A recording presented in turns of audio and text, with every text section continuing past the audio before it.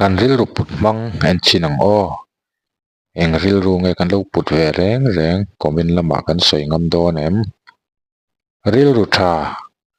anel om lem lo avin ani angin alang chuak mai adik lo na chuan anem le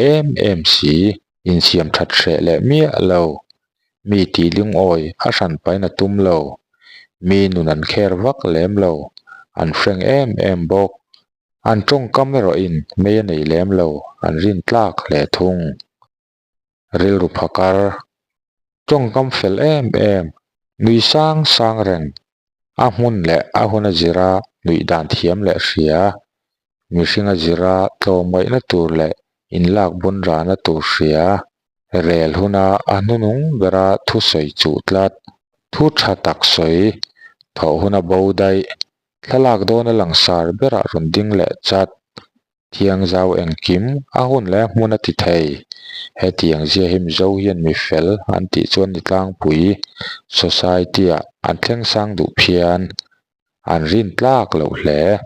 chuan lam siam an thiam hle ani ril ru hlau om ngawi ran mai trong tam lo ma se an mi nel te bula ero a negative zong mi soi sel char a trong tle me ma wangin min mi tha angan ngai top thil ti ni khuwa idea rot tho ve du ngai lo ma se mi fui por tur aru ka zong reng rem chang a hmu chuan zoi te a mi benga organizer ho emaw thil kal to dan soi sela tu te emaw fui por ol deuh ho bula phun set meeting a emaw in ngai dan soi ve ru ti a ngai dan soi hun honero chuan kei chuan in ti dan a piang kha tha ka ti veke ti thei le zel tho si he tiang hi mi sual le mi kher ho zia nia mi zo chuan tong tlem mi fel an ti ho khan ni he tiang ho hi arukin an taima hle a an thu le hla puang chuak tu tur fui por tur mi hring zon dan po an thiam hle an tlawm ngai over theia an game chu langsar lo angalana mi ka le kut atanga rule ko zen tir emaw in vor chawa leadership role lak tumani mi hlau om takan ni ril roofing mi ril roofing chuan eng kima chi ka mi che zia le trong kam le hoi hom dan le nun dan atangin mi te ve lo khang khan ama ati buai ve lo ani chuan mi thu soi ngai thla a an thu soi an nun pui dan le bo zui dan a thira chumi result chu a thlir sak le a result a zirin mi ala fakin a fak lo chuang lo a result hnuwa